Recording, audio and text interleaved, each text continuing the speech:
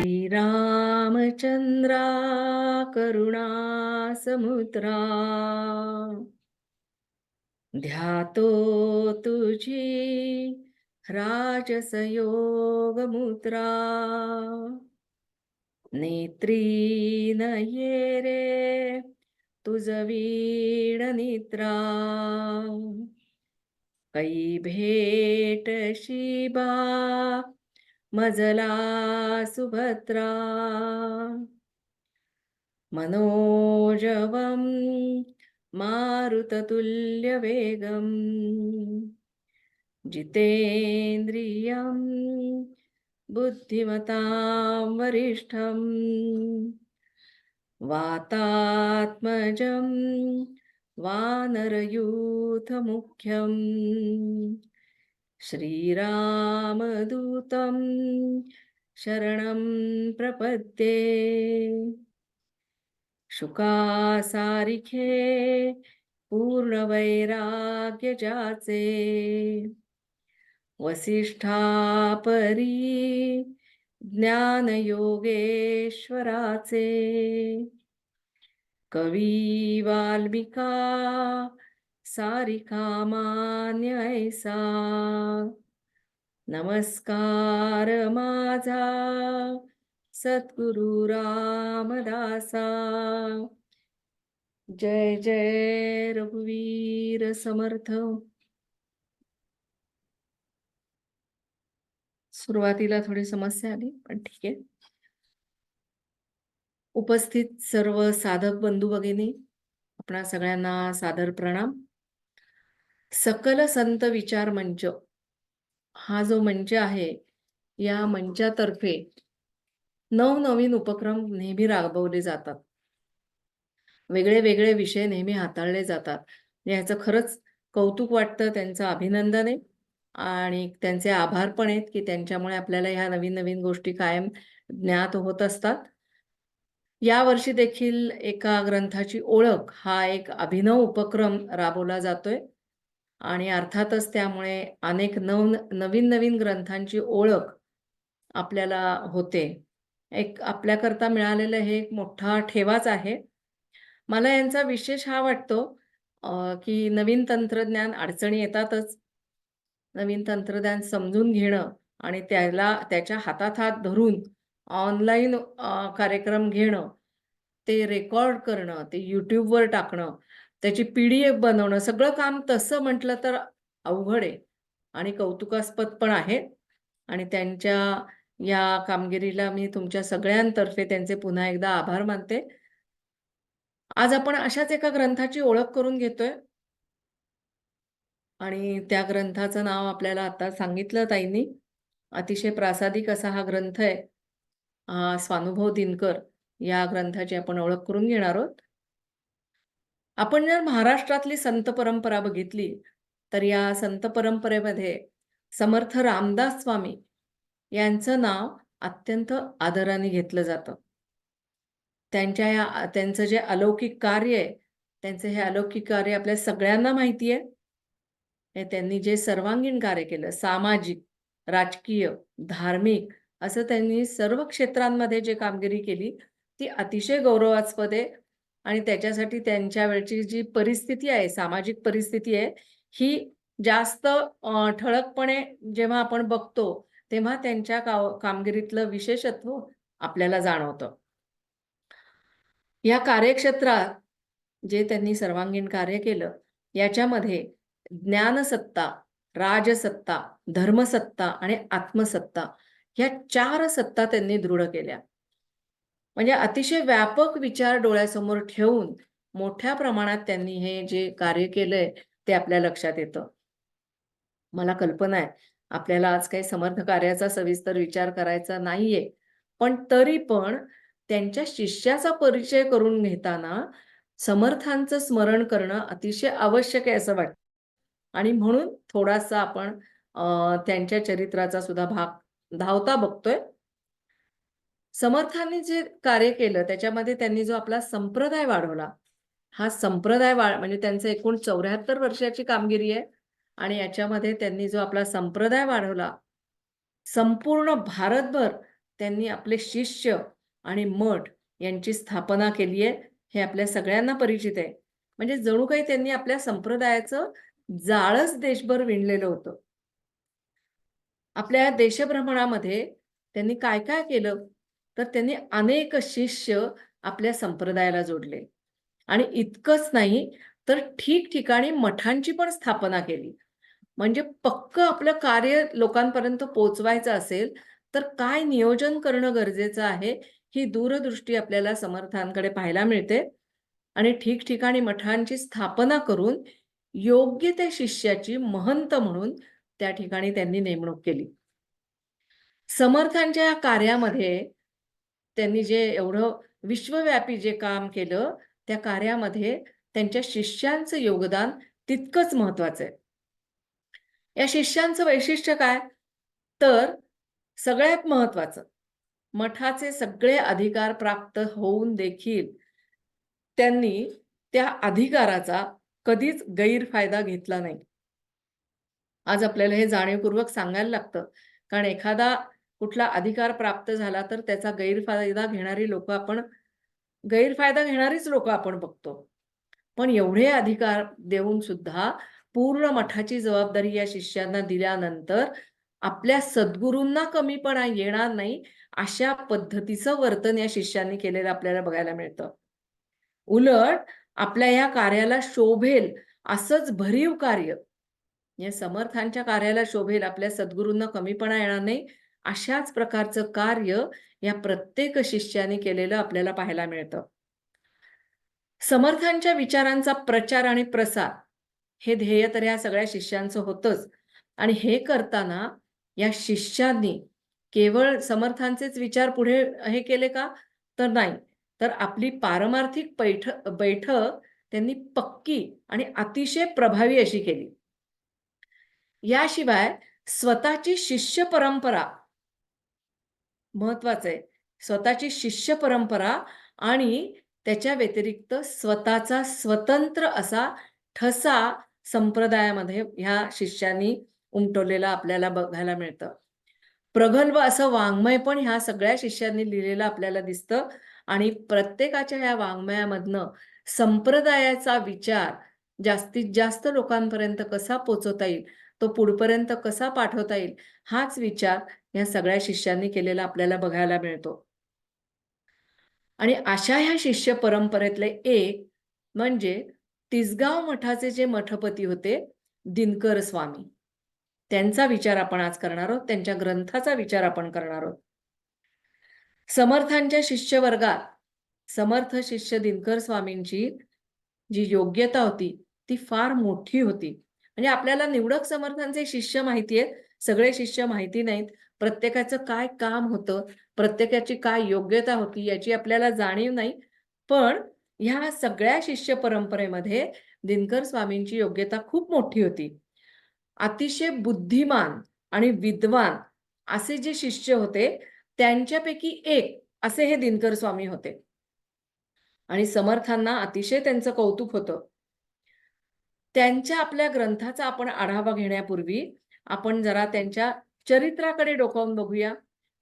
कोण होते हे दिनकर स्वामी? काय त्यांचं चरित्र आहे? अगदी थोडक्यात आढावा घेऊया. दिनकर स्वामींचा जन्म शके 1550 मध्ये म्हणजे इसवी सन बघितलं तर 1620 मध्ये झाला. नगर जवळ जे एक भिंगार नावाचं गाव आहे, या गावामध्ये त्यांचे पूर्वज जोशीपणाची वृत्ती पत्करून राहत होते. हा प्रकार पूर्वी चालत होता आणि विशेष म्हणजे भृगू परंपरेतले हे पाठक घराणं होतं. भृगू परंपरा आपल्याला सगळ्यांना माहिती आहे. स्वानुभव दिनकरमध्ये दिनकर स्वामींनी ह्या सगळ्याचा उल्लेख सुरुवातीलाच त्यांनी केलेला आहे. ते भृगू वंशीचे वत्स गोत्री असती भृंगारी ज्योतिषी उपनाम पाठक हे ह्या स्वानुभव दिनकरमध्ये त्यांनी नोंद केलेली आहे. या घराण्यामधले नरहर पाठक यांचे हे पुत्र म्हणजे मूळ नाव त्यांचं बहिणाजी होतं दिनकर स्वामींचं. तर हे नरहर पाठक यांचे पुत्र द्वारका हे त्यांच्या आईचं नाव होतं. बाळाचे पाय पाळण्यात दिसतात. त्याचप्रमाणे लहानपणापासून दिनकर स्वामींचा ओढा परमार्थाकडे होता. मुळातच त्यांची वृत्ती परमार्थी होती. परमार्थी होती म्हणजे काय? ते अतिशय परोपकारी होती. म्हणजे त्यांचं वर्तन परमार्थ म्हणजे काय? हे थोडक्यात त्यांच्या चरित्रातनं आपल्याला उलगडत जातं, की परमार्थाचा नेमका अर्थ काय? त्यांची वृत्ती अतिशय परोपकारी होती. कोणीही जर दुःखी असेल, कोणी जर दुःखी कष्टी जर त्यांनी पाहिला, तर त्यांचा जीव अतिशय तळमळत असे. दाराशी जर कोणी याचक आला, तर त्याला त्यांनी कधीही विनमुख जाऊ दिलं नाही. ह्या परोपकारी वृत्तीमध्ये सगळ्यात महत्त्वाचं म्हणजे दुसऱ्याच्या सुखात त्यांना नेहमी सुख वाटायचं. म्हणजे आपण जेव्हा ह्या अध्यात्मशास्त्राचं चिंतन करतो, तेव्हा सामान्यांची वृत्ती जेव्हा बघतो, त्याच्या बरोबर विरुद्ध अशी यांची वृत्ती आहे, दुसऱ्याच्या सुखामध्ये त्यांना नेहमी सुख वाटतं. दुसऱ्याच्या सुखासाठी सतत त्यांची धडपड आहे. तन, मन, धन या सर्वार्थाने त्यांनी ह्या लोकांकरता कायम प्रयत्न केलेले आपल्याला पाहायला मिळतात. घरात जे असेल नसेल ते सगळं धनधान्य याचकाला ते देऊन टाकत असत. त्यांनी मागो किंवा न मागो, न मागताच त्याला ते सगळं देऊन टाकत असत. आता परमार्थाच्या वाटेवर जर बघितलं, तर ही वृत्ती अतिशय उत्तम. पण कुटुंबाचा, प्रपंचाचा जेव्हा विचार येतो, तेव्हा त्यांची ही वृत्ती त्यांच्या आईला अजिबात आवडत नव्हती. घरातले सगळेजणच त्यांच्या या वृत्तीला कंटाळले होते. या त्यांच्या वृत्तीमुळे सगळे असंतुष्ट होते असं म्हणायला हरकत नाही. आपल्या या मुलाच्या वागण्याची त्याच्या आईला इतकी काळजी वाटत होती, की अशा या त्याच्या वागण्याने ह्याचा संसार कसा होणार? बघा आपल्या सामान्य माणसाची जी चिंता असते, तशीच या माऊलीला चिंता लागलेली आहे. आता यांची जर कौटुंबिक परिस्थिती बघितली, तर हे सगळं आपलं जे काय असेल, ते लोकांना देऊन टाकण्यासाठी हे तत्पर असत. पण त्यांचं कुटुंब सुद्धा मोठं होतं. त्यांना 2 धाकटे भाऊ होते. रामराज आणि त्र्यंबक नावं अशी या दोघांची होती. याशिवाय त्यांना सई नावाची धाकटी बहीण पण होती. दिनकर स्वामींची 2 लग्न झाली होती. सोयरी आणि गंगा अशी त्यांच्या दोन्ही पत्नींची नावं होती. याशिवाय रामचंद्र आणि द्वारका अशी 2 अपत्य देखील त्यांना होती. दिनकर स्वामींचा जर विचार केला, तर ते स्वतः मोठे विद्वान पंडित होते. त्यामुळे गावामध्ये त्यांना मानमान्यता भरपूर होती. अत्यंत बुद्धिमान असणारे असे हे दिनकर स्वामी काय-काय त्यांना येत होतं, तर ते उत्तम वैदिक शास्त्री होते. पुराणे, वैद्य बघा कुठल्या-कुठल्या उपाधी त्यांना होत्या. त्यांना असाधारण अशी मंत्रशक्ती येत होती. धर्मशास्त्र विचार, तर्कभाषा याशिवाय ज्योतिषाचं सर्वांगीण ज्ञान होतं. फलज्योतिष, पत्रिका, लग्नसाधना या सर्व ज्योतिष विद्यांचं त्यांना ज्ञान होतं. याशिवाय नित्यानित्य नित्यानित्य विवेक, अखंड अध्यात्म निरूपण, समाधीपर्यंत अष्टांग योगाचा अभ्यास त्यांचा झालेला होता. या सगळ्या गोष्टींमध्ये ते निष्णात होते. एकंदर कौटुंबिक परिस्थितीचा जर आपण त्यांचा विचार केला, तर त्यांचं घराणं खाऊन-पिऊन एकदम सुखी होतं. मनुष्याला प्रपंचात गुंतण्यासाठी जे काही आवश्यक आहे, ते सगळे पाश त्यांच्याकडे होते. बघा, म्हणजे कुटुंबाबद्दल प्रेम वाटावं अशी माणसं आहेत, अशी आर्थिक परिस्थिती आहे. पण विशेष म्हणजे पूर्व पुण्याईनी ते या सगळ्या बंधनातनं मुक्त झाले. हे सगळे बंधनं त्यांना अडकवू शकले नाहीत. ते आपल्या प्रपंचातनं बाहेर पडले. आता यांची वृत्तीच अशी असल्यामुळे काय होतं, प्रपंचामध्ये राहून पण ते सतत परमार्थाचं चिंतन करत असत. परमार्थ, भगवंत ह्याशिवाय त्यांना दुसरं आणि महत्त्वाचं म्हणजे सद्गुरू ह्यांच्या चिंतनामध्ये त्यांनी पूर्ण आयुष्य आपलं घालवलेलं दिसतंय. समर्थांचा दासबोध आठवा. त्याच्यामध्ये स्तवनाचा जो दशक आलाय पहिला, त्यामध्ये त्यांनी नरदेहाचं स्तवन केलेलं आहे. आणि हा नरदेह जो तुला प्राप्त झालाय, त्याचं सार्थक करून घे, हे आपल्याला समर्थ सांगतात. इथे दिनकर स्वामींच्या मनातला विचार असा आहे, की आपल्याला जो नरदेह प्राप्त झालेला आहे, त्याचं सार्थक करावं, हाच विचार त्यांच्या मनामध्ये वारंवार येत असे. त्यांच्या सभोवतालचा प्रपंच म्हणजे त्यांच्या सभोवताली अनेक प्रापंचिक होते. त्या सगळ्यांना बघून त्यांचं मन व्याकुळ व्हायचं. प्रपंचामध्ये अडकलेले ते जीव, त्या सतत दुःखाचे, सुखाच्या येणाऱ्या लाटा, या सगळ्यामध्ये राहून देखील दुःखाचा विचार केला तर अनेक दुःख पदरात आहेत. पण हे सगळं असून देखील हे सगळेजण या प्रपंचामध्ये अडकलेले आहेत, हे पाहून त्यांना त्यांचा जीव अतिशय तळमळत असायचा. सगळ्यात महत्त्वाचं म्हणजे ज्या परमेश्वराने आपल्याला जन्म दिला, ज्याच्यामुळे आपल्याला हा नरदेह प्राप्त झाला, त्या परमेश्वराचं विस्मरण ह्या प्रापंचिकांना झालेलं आहे आणि हे बघून त्यांना अतिशय दुःख व्हायचं. आणि ही त्यांची जी तळमळ आहे, ती त्यांनी आपल्या ग्रंथामध्ये देखील नमूद केलेली आहे. काय म्हणतात ते? "जळो त्यांचा संसार, जळो त्यांचा विचार, जळो त्यांचा आचार, जो स्वार्थ मूळ." स्वार्थाचं मूळ असलेला असा हा जो प्रपंच आहे, ह्याच्यामध्ये केवळ स्वार्थाचा विचार आहे. असा ह्या संसाराला जळो तो संसार, असं ते म्हणतात. "जयाचे आर्त भगवंती, अणु मात्र नाही." ज्यांना भगवंताचं विस्मरण झालंय आणि केवळ स्वार्थासाठी जगतायत, अशांचं हे जगणं व्यर्थ आहे, असं ते वारंवार सांगतात. भगवत भजनाव्यतिरिक्त म्हणजे त्यांच्या दृष्टीने हे जे प्रापंचिक आहेत, ते ह्या भगवंताच्या भजनाव्यतिरिक्त आयुष्य व्यतीत घालवतायत, असं त्यांना वाटायचं. आणि मग त्यांना हा जो प्राप्त झालेला नरदेह आहे, तो नरदेह ते व्यर्थ वाया घालवतायत, असं त्यांना वाटून ते कळकळीने त्या नरदेहाचं सार्थक करा, हे त्या प्रापंचिकांना सांगत असत. असं जगण्यापेक्षा मरण बरं. म्हणजे त्यांनी काय सांगितलंय? "ऐसे जिणे प्रेतवत." असलं जगणं प्रेतवत आहे. "ते जाणीजे चालते बोलते प्रेत. खाते खाते जेवते भूत प्रत्यक्ष तेची." भगवंताला विसरून प्रपंचात रमणाऱ्यांची ते उपेक्षा करतायत.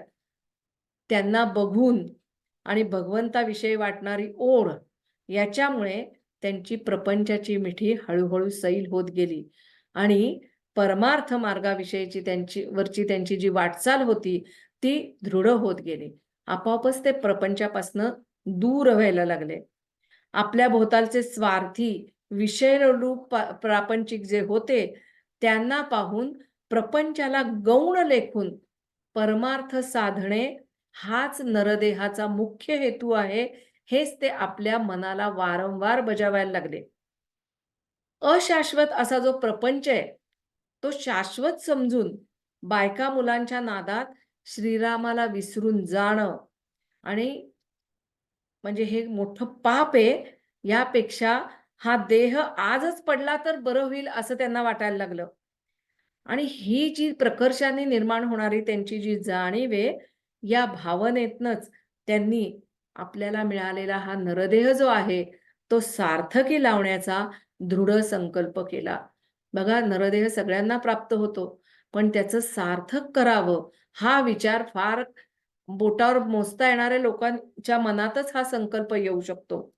हा विचार दिनकर स्वामींच्या मनात आलेला आहे आणि शके 1574 मध्ये त्यांनी घरदार सोडून भिंगारपासनं 14 कोस दूर असलेलं जे अ, वृद्धेश्वराचं पुरातन जे स्थान होतं, त्या ठिकाणी त्यांनी तपश्चर्येला प्रारंभ केला.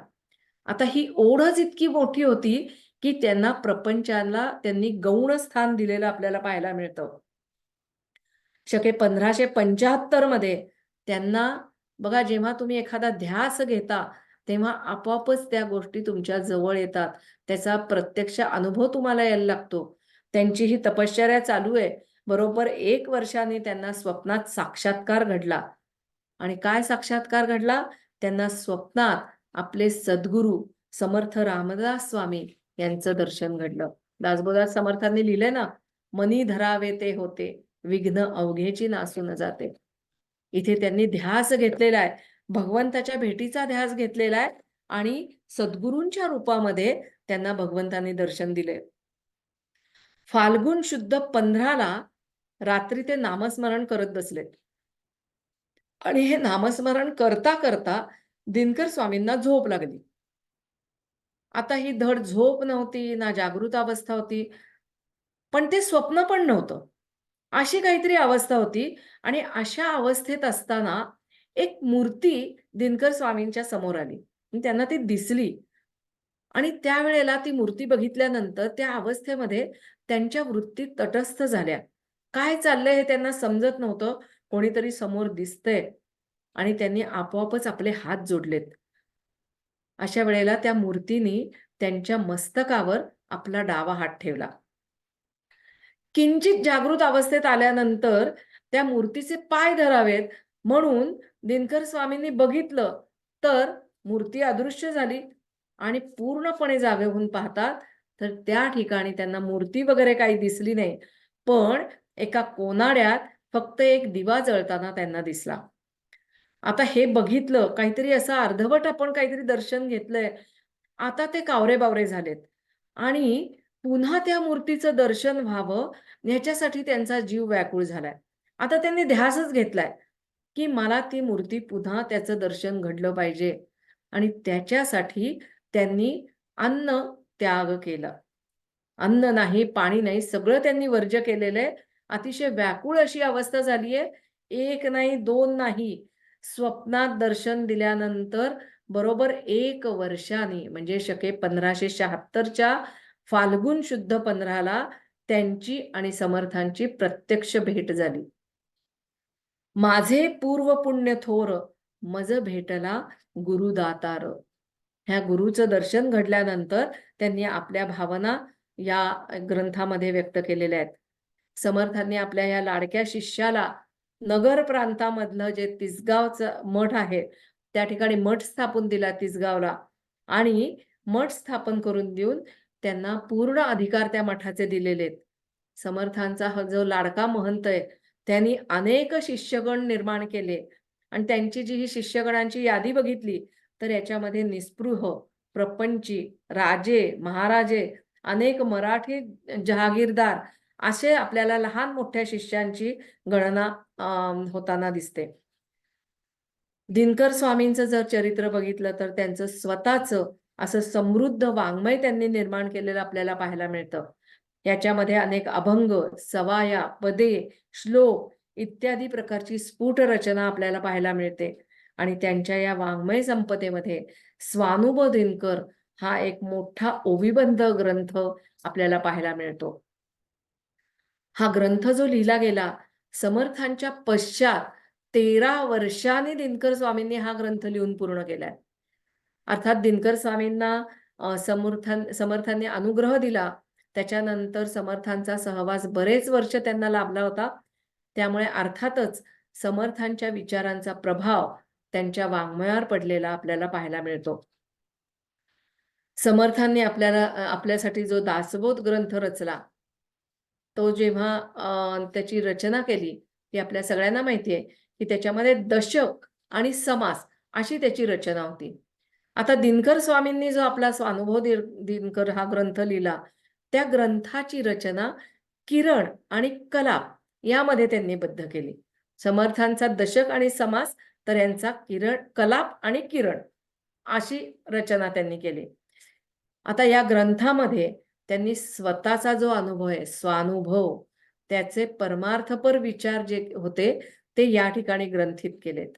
याशिवाय वेदांत आणि भक्ती मार्ग याचं फार सुरेख वर्णन या ग्रंथामध्ये आपल्याला पाहायला मिळतं. स्वामींच्या या ग्रंथातनं त्यांची विद्वत्ता, प्रभू रामचंद्र आणि सद्गुरू यांच्याविषयी त्यांच्या मनात असणारी अपार भक्ती याचं दर्शन प्रत्येक किरणामध्ये आपल्याला पाहायला घडतं.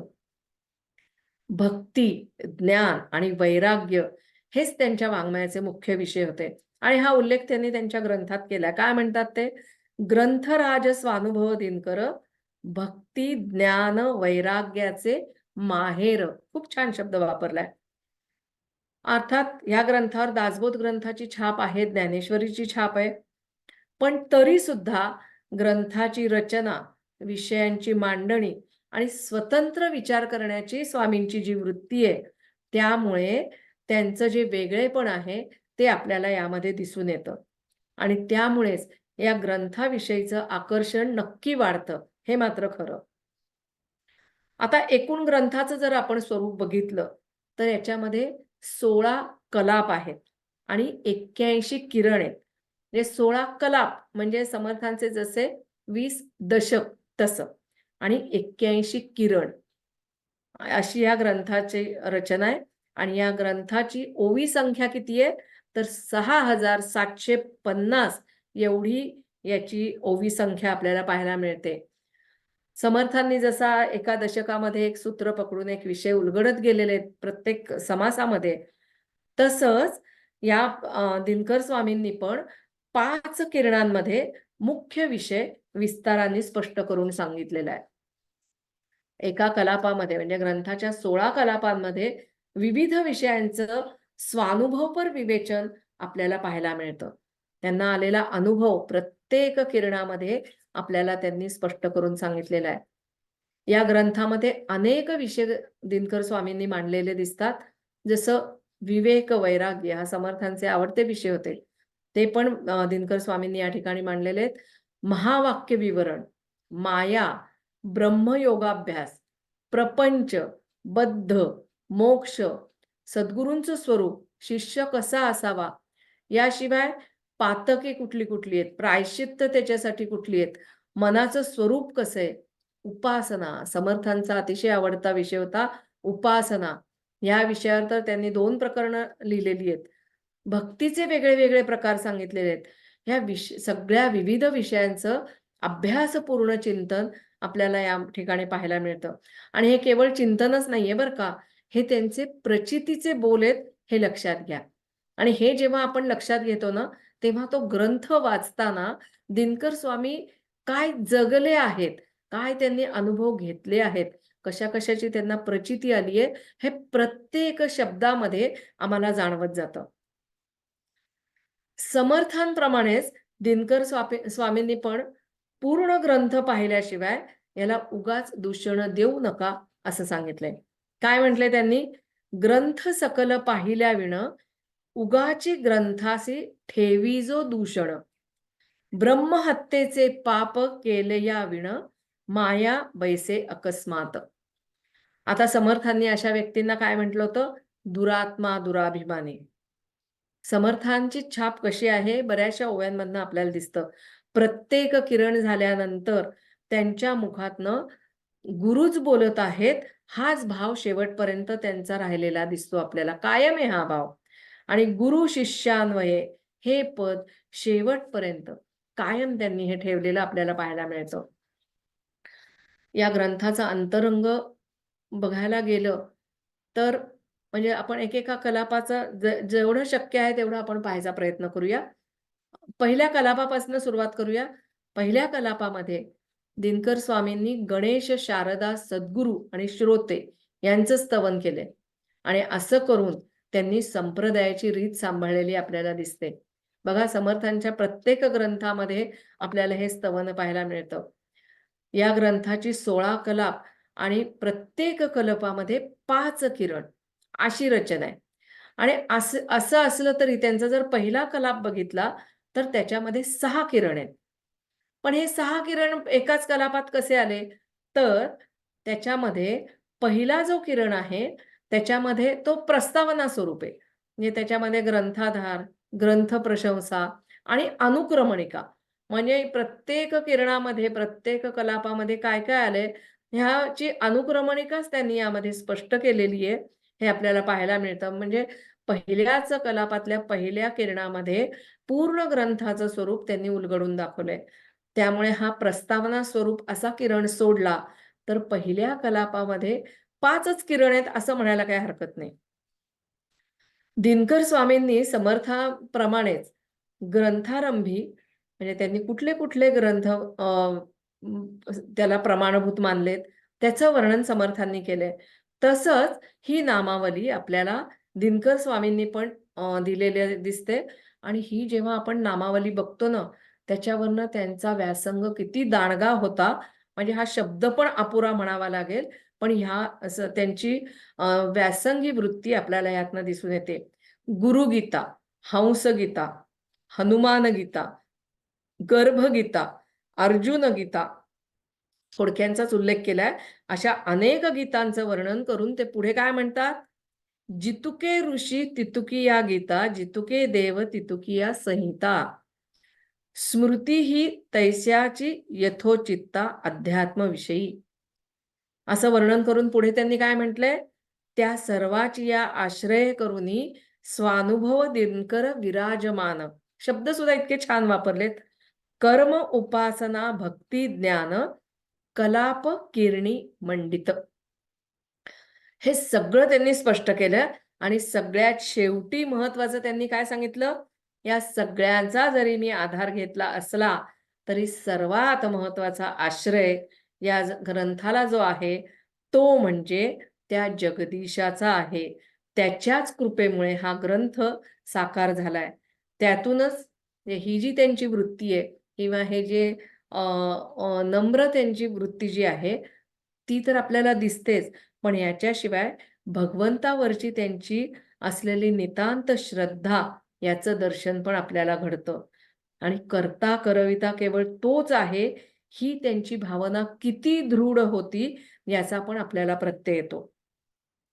आता ह्या संपूर्ण ग्रंथात त्यांची रामावरची प्रीती, त्याच्याविषयी असलेली अपार श्रद्धा, सद्गुरूंविषयी असलेली अपार श्रद्धा याचं दर्शन आपल्याला वारंवार घडतं. पहिल्या कलापातला जो दुसरा किरण आहे त्यामध्ये प्रभू रामचंद्रांचं चरित्र त्यांनी वर्णन केलंय. आपण ज्याच्या कृपेमुळे जन्माला आलो त्याचं विस्मरण होता कामा नये हा त्यांचा ध्यास होता आणि तसंच त्यांचं जगणं होतं.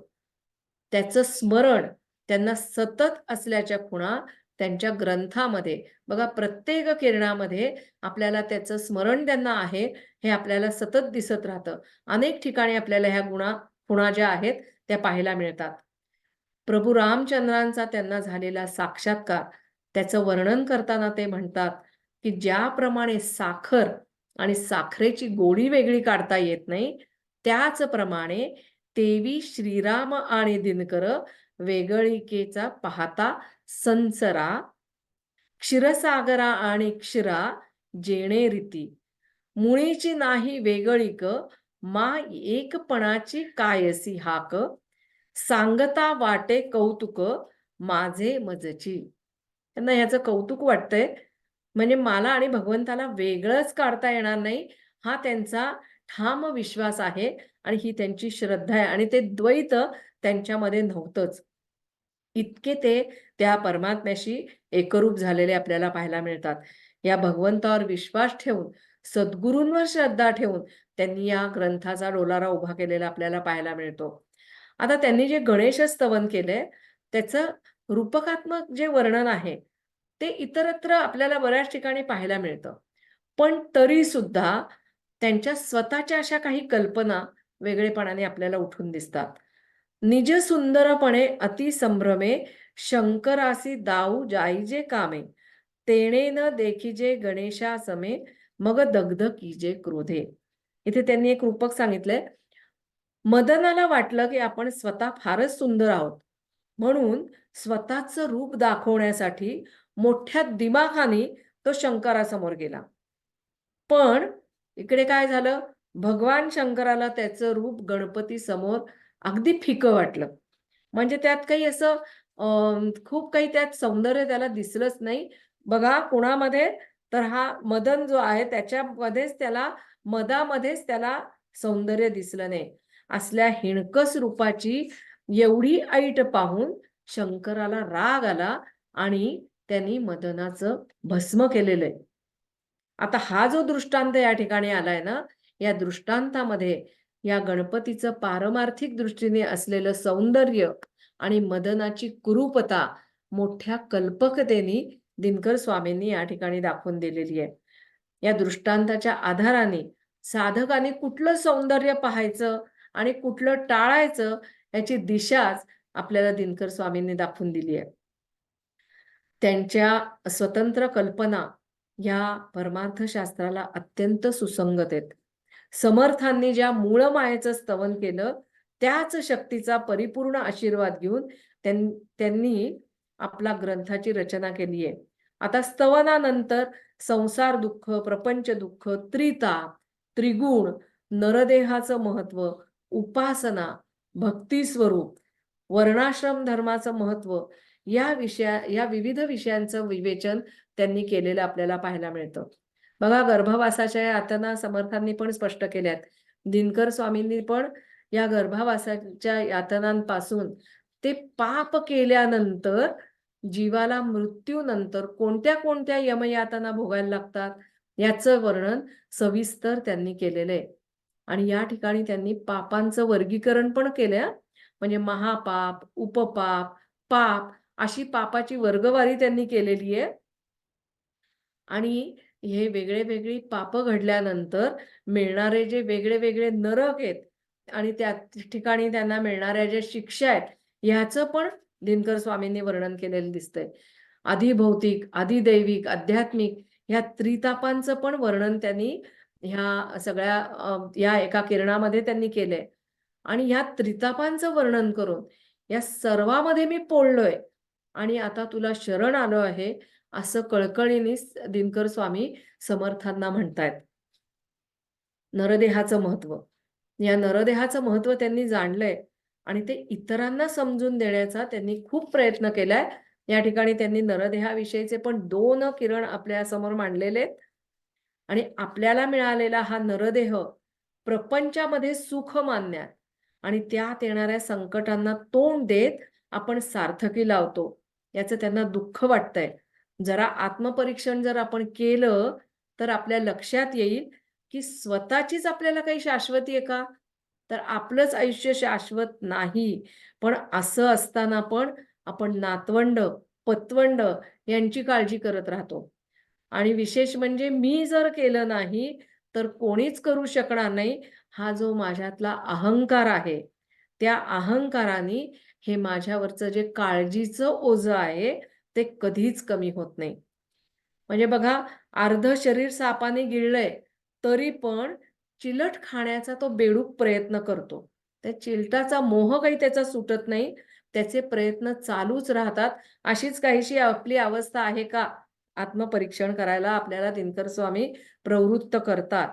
पण तरी पण अशी अवस्था कळून पण, कळतं पण वळत नाही. अशी आपली अवस्था आहे. हे सगळं कळलं तरीही सामान्य जीवाच्या लक्षात आलं तरी तो लक्षात घेत नाही आणि अशाश्वत अशा जगाच्या मोहामध्ये तो अडकून केवळ त्या प्रपंचाच्या नादाला लागतो आणि त्याला भगवंताचं विस्मरण होतं आणि त्याला विसरून तो स्वतःचं कर्तृत्व, व्यवसाय, घर, कुळ, पत्नी, मुलं-बाळं या सगळ्यांचा व्यर्थ अभिमान बाळगतो आणि हे व्यर्थ अभिमानामध्येच तो जगत राहतो. या सगळ्याचं यथार्थ वर्णन दिनकर स्वामी आपल्याला करून त्यातनं सावध करतात. या देहाचं सार्थक करायचं असेल तर सत्संग महत्वाचा आहे. अध्यात्मशास्त्रामध्ये सत्संगाचं महत्त्व सांगितलेलं आहे. संतांना शरण गेलं तरच हा जन्म मृत्यूचा फेरा चुकू शकतो. ही जाणीव आपल्याला पुन्हा एकदा दिनकर स्वामींनी आपल्या ग्रंथातनं करून दिली आहे. जो स्वहिताचा भुकेला तेणे पाहिजे सत्संग धरिला, सत्संगे विण स्वहिताला ठाव नाही. ही जाणीव करून देतात. संतांना शरण जाऊन ब्रह्मज्ञान प्राप्त करून घ्यावं. तेणे सायुज्य मुक्तीचे सदन जीवासी लाभे. संत संगतीने संत संगतीने हा अलभ्य लाभ आपल्याला प्राप्त होतो. हा मोठं घबाड आहे, हे आपल्याला दिनकर स्वामींनी या ठिकाणी सांगितलंय. आणि असं सांगून सत्संगाच्या आधाराने स्वतःचं हित साधून स्वतःचं सार्थक करून घ्या. नरदेहाची महती पुन्हा पुन्हा सांगून सत्संगामध्ये रमा, असं आम्हाला दिनकर स्वामी सांगतात. पुढे जाऊन आता उपासना हा विषय आहे. आपण खूप धावता आढावा या ग्रंथाचा घेतो त्याची मला कल्पना आहे. पण या ठिकाणी ह्या ग्रंथाची तोंडओळख करून घेऊन तो ग्रंथ मुळातून वाचावा हेच अपेक्षित आहे.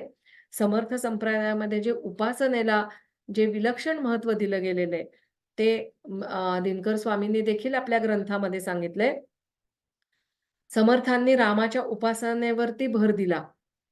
रामाची उपासना कशी करा आणि मुळात त्या उपासनेचं वर्म काय आहे, हे आपल्याला समर्थांनी सांगितलेलं आहे. समर्थांच्या वेळचा काळ जर बघितला, तर त्या काळानुसार क्षात्र धर्म आणि वैयक्तिक आदर्श ह्या प्रेरणा महत्त्वाच्या होत्या. आणि या प्रेरणेतनं त्यांनी श्रीरामाचा आदर्श समाजासमोर ठेवला होता. दिनकर स्वामींनी पण समर्थांनी आपल्या सद्गुरूंच्या उपासनेचं महत्त्व आपल्या आयुष्यात आणि आपल्या ग्रंथात काय आहे, हे दिनकर स्वामींनी स्पष्ट केले. आणि यासाठी त्यांनी उपासनेसाठी उपासना निश्चय आणि उपासना रहस्य असे 2 कलाप या ठिकाणी लिहिलेले दिसतात. आता यामध्ये प्रथम उपासना कशी करायची? म्हणजे सुरुवातीपासूनच हा विषय सांगणं हे आवश्यक आहे. कारण उपासना आपल्याला वाटते तेवढी सोपी गोष्ट नाही. उपासना कशी करावी याविषयी त्यांनी मार्गदर्शन केलं आणि नंतर उपासना कोणाची करायची हे पण त्यांनी स्पष्ट केलं आहे. कुठलाही विषय अर्धवट सोडलेला नाही. यामध्ये त्यांनी सूर्य गणेश उपासना, आदिशक्ती उपासना, शंकर ब्रह्म उपासना, विष्णू आणि श्रीरामचंद्र उपासना या दैवांच्या उपासनेचं रहस्य दिनकर स्वामींनी स्पष्ट केले. आता या ठिकाणी केवळ श्रीरामांची उपासना न सांगता पंचदेवता समन्वय त्यांनी साधलेला आपल्याला पाहायला मिळतो. आता समाजामध्ये जेव्हा आपण चित्र बघतो, तेव्हा अनेक उपासना करणारे जे संप्रदाय होते, त्या सगळ्यांना एकत्रित आणण्याचा जो प्रयत्न होता, तो निश्चितच याच्यातनं साध्य झाला होता. पण एक नक्की, ही सगळी उपासना पद्धती स्वामींनी जरी स्पष्ट केल्या, दिनकर स्वामींनी जरी स्पष्ट केल्या असल्या, तरी आपल्या सद्गुरूंची उपासना ही खरी उपासना, हे त्यांचं स्पष्ट मत त्यांनी या ग्रंथामध्ये नोंदवलेलं आहे. त्यांची आपल्या सद्गुरूंवर नितांत श्रद्धा होती. त्यांच्या या उत्कट भक्तीचं दर्शन 11वा जो कलाप आहे, त्या कलापामधला जो 5वा किरण आहे, त्याच्यामध्ये आपल्याला घडतं. वेगवेगळ्या किरणांमध्ये घडतंच, पण हा विशेषत्वाने पाहण्यासारखा आहे. सद्गुरूं इतकं परमदैवत नाही आणि अशा ह्या परमदैवताला आपलं सर्वस्व अर्पण करावं आणि त्याची मनोभावे पूजा करावी, असा भाव ते या ठिकाणी व्यक्त करतात. याशिवाय उपासनेविषयी सद्गुरूंकडून योग्य मार्गदर्शन घ्यावं. ह्या मार्गदर्शनाशिवाय उपासना करू नये असा त्यांचा आग्रह आहे. उपासना पर्वात सद्गुरूंचं मार्गदर्शन अतिशय महत्वाचं आहे आणि त्यांच्या कृपेने सर्वसामान्य जीव पण हा भवसागर तरून जाऊ शकतो, हा विश्वास दिनकर स्वामींनी आपल्याला दिलेला आहे. सद्गुरूंचं महात्म्य वर्णन करण्याची एकही संधी दिनकर स्वामींनी सोडलेली दिसत नाही. स्तवनाच्या कलापापासून सद्गुरू वर्णन, गुरुभक्ती अशा वेगवेगळ्या किरणांमधून अतिशय विस्ताराने त्यांनी सद्गुरूंचं महत्त्व स्पष्ट केलंय. सगळ्यात महत्त्वाचा एक विचार त्यांनी या ठिकाणी मांडलेला लक्षात घेण्यासारखा आहे. अतिशय महत्त्वाची गोष्ट ती म्हणजे ते म्हणतात, कोणी काही सांगितलं म्हणजे मी शंकराचा भक्त आहे, मी गणेशाचा भक्त आहे, मी सूर्योपासना करतो. अनेक जण हे अभिमानाने सांगत असतात. पण कोणी काहीही सांगितलं म्हणून उपासकांनी थोडा सूक्ष्म विचार करावा असं त्यांनी या ठिकाणी सांगितलंय आणि तो विचार म्हणजे मी ज्या दैवताची उपासना करतो, ते दैवत कुणाला भजतं त्याचा शोध घ्यावा. समर्थांनी पण म्हटलंय ना, ब्रह्मा विष्णू आणि हर त्यासी निर्मिता तोची थोर. तो ओळखावा परमेश्वर नाना यत्ने. थोरला देव ही संकल्पना समर्थांनी दासबोधात मांडलेली आहे. ज्या सर्वेश्वराने ही सृष्टी निर्माण केली, त्याचा विसर पडलेल्या ह्या जीवांना यामध्ये दिनकर स्वामींनी सावध केले आणि उपासना करताना कोणती दृष्टी ठेवावी याविषयी अचूक मार्गदर्शन केले. नरदेहाचं सार्थक करून घेताना त्यांनी या ठिकाणी भक्ती मार्गाचा पण विचार केलेला आपल्याला पाहायला मिळतो. आता हा विचार समर्थांच्या दासबोधामध्ये नवविधा भक्ती पाहायला मिळते. पण इथे दिनकर स्वामींनी या सद्गुरूं भक्तीबरोबरच पंचधा भक्तीलाही त्यांनी तेवढंच महत्त्व दिलेलं आपल्याला पाहायला मिळतं. आता ही पंचधा भक्ती म्हणजे त्यांनी काय सांगितलंय? यामध्ये त्यांनी एकविध भक्ती, त्रिविध भक्ती, चतुर्विध भक्ती, नवविधा भक्ती आणि बहुविध भक्ती या सगळ्याचं महत्त्व आपल्याला स्पष्ट करून सांगितलंय. अनेक दृष्टांत देऊन त्यांनी ही भक्तीची संकल्पना स्पष्ट केलेली आहे. आपण याचा अगदी थोडक्यात आढावा बघूया. एकविध भक्ती याच्यामध्ये परब्रह्म सर्वश्रेष्ठ आहे असं मानलंय. आत्मा आणि ब्रह्म एकच आहेत, हा भाव या भक्तीमध्ये पाहायला मिळतो. आणि याच्यासाठी पतिनिष्ठ असलेल्या अशा ह्या पतिव्रता स्त्रीचं त्यांनी उदाहरण दिलेलं आहे आणि तिच्याप्रमाणे एकालाच भजावं, असं या भक्तीचं वर्णन करताना तिने हा दृष्टांत दिलाय. त्रिविध भक्तीमध्ये त्रिमूर्तींच्या उपासनेला प्राधान्य दिले आणि याशिवाय त्याच्यामध्ये सत्व रजतम गुण जे आहेत, त्या गुणांच्या स्वरूपानुसार उपासना घडते, हे पण त्यांनी स्पष्ट केले. आता या सत्वगुण, रजोगुण आणि तमोगुण यानुसार भक्तीचं स्वरूप पण बदलतं, भक्ताच्या वृत्तीचं स्वरूप पण बदलतं. जो सत्वगुणी भक्ती करतो, ज्याच्यामध्ये सत्वगुण आहे, जास्त प्रभाव ज्याचा आहे, तर असा हा जो भक्त असतो, तो ईश्वर भजनामध्ये रमतो, सत्संगामध्ये रमतो. शास्त्र चर्चा, वेद पठण, अध्यात्म निरूपण या सगळ्या गोष्टी त्याला विशेषत्वाने आवडतात. असा शुद्ध आणि सात्विक असा हा भक्त असतो. आता रजोगुणी भक्ती कशी असते? मुळातच फलप्राप्तीसाठी त्याची भक्ती असते. मला काहीतरी मिळालं पाहिजे, ही त्याची वृत्ती आहे. सगळ्यात महत्त्वाचं अजून त्याच्याकडे काय असतं? लोकासांगे ब्रह्मज्ञान, आपण तेवढे कोरडे पाषाण, अशी त्याची वृत्ती आहे. म्हणजे लोकांना दानधर्म करायला सांगेल, पण आपण मात्र घरातल्या अतिथीला काय करेल? विनमुख पाठवेल, त्याचा अनादर करेल. या रजोगुणी भक्ताची गणना म्हणजे त्याच्या बाबतीत दिनकर स्वामी काय म्हटलेत माहिती आहे का? ही रजोगुणी भक्ती किंवा रजोगुणी भक्त म्हणजे विभक्त आहे. त्याला विभक्त असं म्हटलंय. कारण हा सगळ्या गोष्टी बघा, सगळ्या गोष्टी वरवर करतो. लोकांना दाखवण्यासाठी करतो. पण मनामध्ये मात्र धनावर, सत्तेवर त्याचं सगळं लक्ष असतं. पण अंतरंगामध्ये मात्र अतिशय लोभी असतो. आणि म्हणून वरकरणी हा देवाचा भक्त जरी असला, तरी तो विभक्त आहे, असं दिनकर स्वामी सांगतात. तमोगुणी भक्ती आपल्या लक्षात येईल, की त्याला देवधर्म, तीर्थक्षेत्र, व्रतवैकल्य काहीच माहीत नसतं आणि त्याच्याशी त्याला देणं-घेणं पण नसतं. वेदशास्त्राचा तर त्याला गंधच नसतो. पण हा मंत्रतंत्र याच्यामध्ये जास्त रमतो. ते पण अघोरी मंत्र त्याला जास्त आवडतात. बघा ती वृत्तीच अशी आहे. म्हणजे दुसऱ्याचा नाश होईल अशाकडेच त्याची विध्वंसक वृत्ती असल्यामुळे या नको त्या गोष्टींमध्ये तो अडकतो, व्यसनांमध्ये रमतो, विकारांनी त्याचं मन लडवडलेलं असतं. तो भक्तही नाही, विभक्तही नाही, तो अभक्त असतो. दिनकर स्वामींनी ह्या सगळ्याचं खूप सुंदर वर्णन आपल्या या भक्तीच्या प्रवासामध्ये सांगितलेलं आहे आणि खऱ्या अर्थाने ह्या कनिष्ठ लक्षणाचा त्याग करून उत्तम लक्षणाचा अंगीकार करा, हे आपल्याला या ठिकाणी ते सांगतात. चतुर्विध भक्तीचंही वर्णन केलेलं आहे. मुक्तीचे 4 प्रकार मानले गेलेले आहेत आणि यामध्ये स्वरूपता, समीपता, सायुज्यता, सलोकता ह्या ज्या 4 मुक्ती आहेत, तर ज्याला ज्या प्रकारची मुक्ती हवी त्यानुसार उपासना बदलत जाते. त्याचं वर्णन या चतुर्विध भक्तीमध्ये केलंय. चौथी आहे ती नवविधा भक्ती. सगळ्यांना परिचित असलेली आपली श्रवण, कीर्तन, नाम, पादसेवन, वंदन, दास्य, सख्य, आत्मनिवेदन या सगळ्याचं वर्णन याच्यामध्ये आलेलं आहे. आणि बहुविधा भक्ती जी आहे, याच्यामध्ये ज्याला ज्या दैवताविषयी अभिरुची असेल, त्याप्रमाणे त्याची उपासना घडते.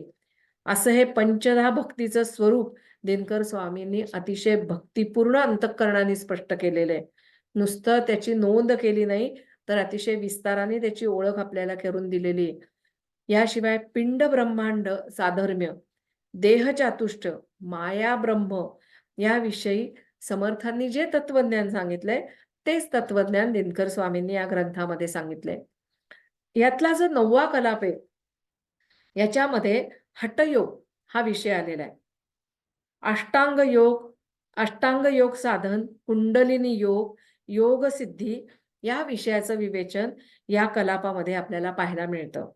आणि हे जेव्हा किरण आपण वाचतो, तेव्हा हे वाचन करत असताना ज्ञानेश्वर माऊलींचीही कृपा दिनकर स्वामींवर झालेली आहे, याचा आपल्याला पुन्हा एकदा प्रत्यय येतो. आता हा प्रवास आपला 14, 15, 16 कलापापर्यंत आलेला आहे. 14, 15, 16 हे जे कलाप आहेत, ते आता अंतिम टप्पा आहे आणि याच्यामधून स्वामींनी मोक्षविद्येचं ज्ञान प्राप्त करून दिले. 15व्या कल्पामध्ये रामदासी संप्रदायाची जी ओळख आहे, ती दिनकर स्वामींनी करून दिलेली आहे. संप्रदायाची लक्षणं या ग्रंथात इतरत्र आपल्याला पाहायला मिळतातच. पण जो 15वा कलाप आहे आणि त्यातला 5वा किरण आहे, त्यामध्ये ही लक्षणं विशेषत्वाने प्रकट झालेली आपल्याला दिसतात. या ग्रंथामध्ये स्वानुभव या शब्दाला अतिशय महत्त्व आहे. समर्थांनी देखील प्रत्ययाचे ब्रह्मज्ञान, रोकडी प्रचिती याला विशेष महत्त्व दिले आपल्याला माहिती आहे. आणि त्यांनी जी साधना केली त्याचं फळ त्यांना मिळालं. त्यांना साक्षात प्रभू रामचंद्रांचा साक्षात्कार झाला. ही जी घटना आहे, तर 16व्या कलापामध्ये समर्थांना झालेला साक्षात्कार दिनकर स्वामींनी विस्ताराने वर्णन केलेला आहे. समर्थांना 11व्या वर्षी जो प्रभू रामचंद्रांचं दर्शन घडलं, तो प्रसंग त्यांनी या ठिकाणी या ग्रंथाच्या निमित्ताने त्यांनी वर्णन केलेलं आपल्याला पाहायला मिळतं.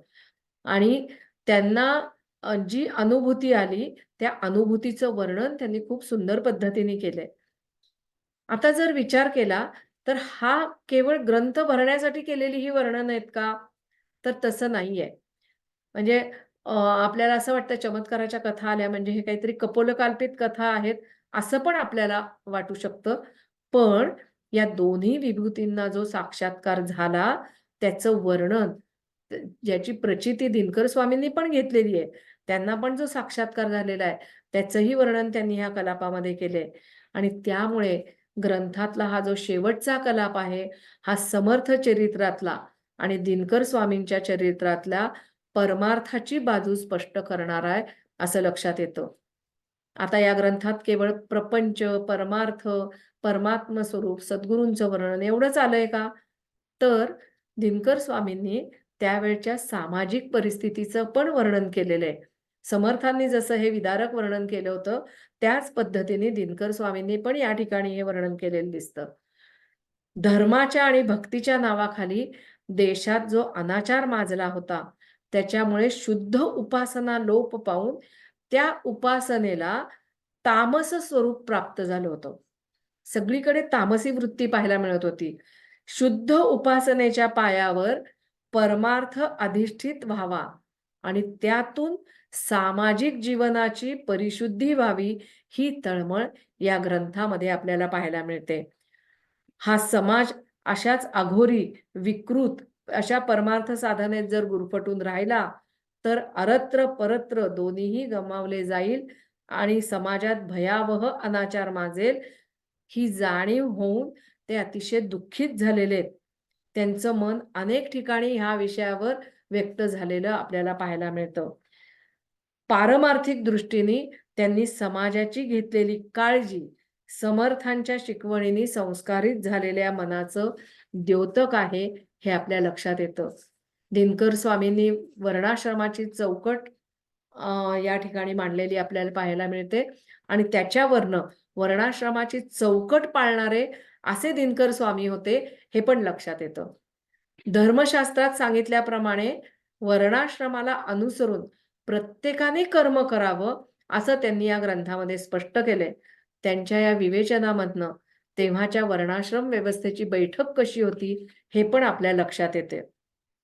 चातुर्वर्ण व्यवस्था त्यावेळेला पाळली जात होती आणि त्या दृष्टिकोनातून कुठल्या याला महत्त्व द्यावं, हा सगळा विचार दिनकर स्वामींनी वर्णाश्रमाचा या ठिकाणी मांडलेला आपल्याला पाहायला मिळतो. कलियुगाच्या प्रभावामुळे देव, धर्म, कर्म हे पार बुडाल्याचं चित्रण त्यांच्या या वर्णनामध्ये आपल्याला पाहायला मिळतं. समाज स्थितीचं अतिशय निराशाजनक वर्णन त्यांनी केलेलं आपल्याला पाहायला मिळतं, की सगळीकडे परमात्म्याचंच विस्मरण आहे आणि प्रपंचामध्ये, विकारांमध्ये लडबडलेले हे जीव आहेत आणि अशा ह्या जीवांचं आणि समाजाचं जे गंभीर स्थिती निर्माण झालेली आहे, असं हे सगळं वर्णन त्यांनी आपल्या ह्या ग्रंथामध्ये करून ठेवलेलं आहे.